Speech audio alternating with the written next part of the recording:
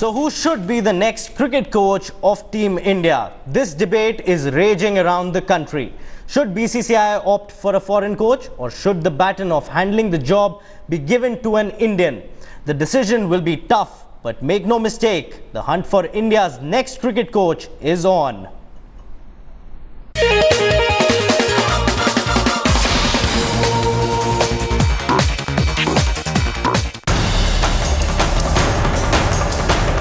So who should be Team India's next coach?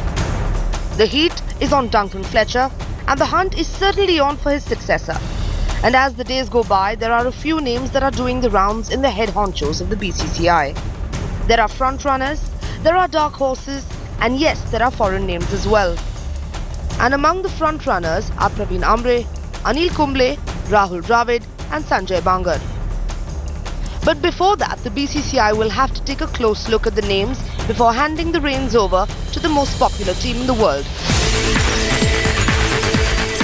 Praveen Amre, an excellent batting coach and was associated with the Pune Warriors during the IPL. His inputs transformed Robin Uthappa's batting. Currently, he is the coach of the under-19 cricket team. However, his skills at the highest level are still to be tested. Anil Kumble is another name that the BCCI could ponder on. He has been associated with the IPL teams and is known to be a motivator par excellence. He was also the chairman of the National Cricket Academy. However, he has his hands full. He is associated with the Karnataka Cricket Association and with the ICC. Rahul Dravid too could be handed over the reins. However, it is Dravid that is being looked at as the Director of Cricket Operations instead of a coach's role. Moreover, he is not too keen to travel now that he has a family to take care of.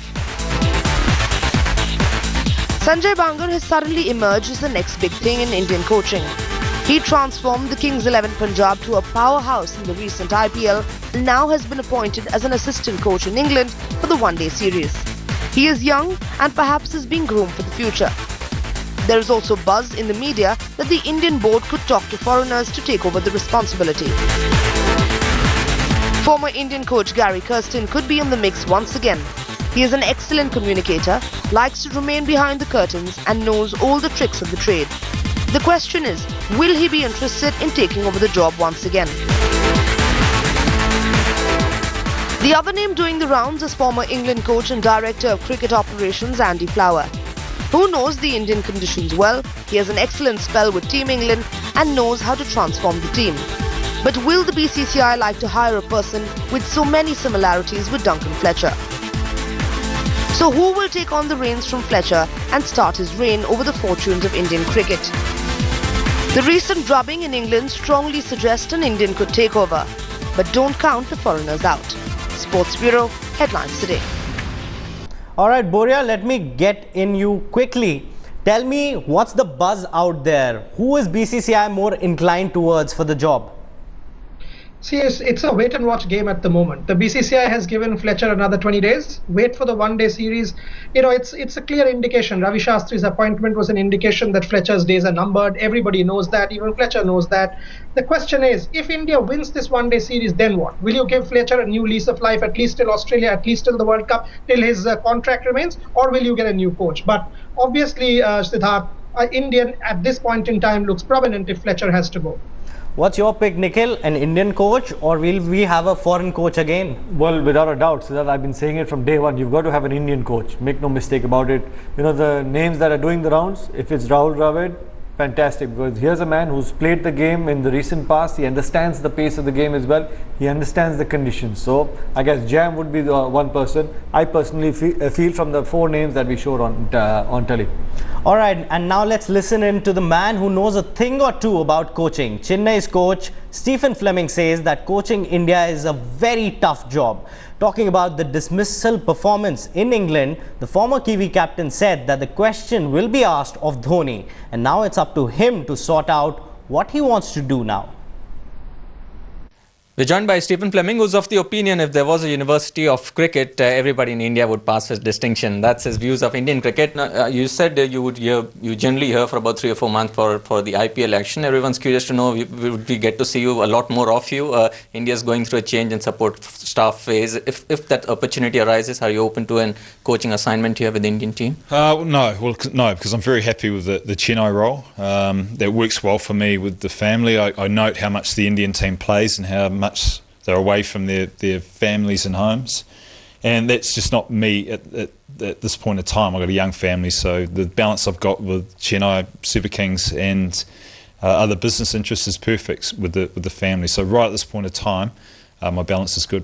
Right. You work closely with MS Dhoni, with CSK, of course. A couple of points on him. Whether he's still the right man to continue, and whether you think Test captaincy comes naturally too with the brand of cricket that he plays. Yeah, I don't know if Test captaincy comes naturally to anyone. It's very hard work, and when your team doesn't go well, you feel the pressure and responsibility. He played well, he batted well, which is a good sign. I think if he was batting poorly and the team was losing, then he'd be under some real pressure. But he's got to make that decision along with the BCCI about what his future holds. Is it in all 3 forms of the game, or is it just in the shorter form? The World Cup's coming up. There are a lot of questions that I'm sure are being asked, and he's in the best place to answer it. A bit disappointing for someone like Virat that one of his worst series as a batsman has coincided with India doing so poorly. Otherwise, it could have been a case for perhaps transfer of a baton for captaincy. Yeah, he will be disappointed. He has very high expectations, and he's one of the best players in the world. He still is. A bad series in England or anywhere doesn't make you not one of the best players in the world. But he will make some adjustments. He'll be better off for it.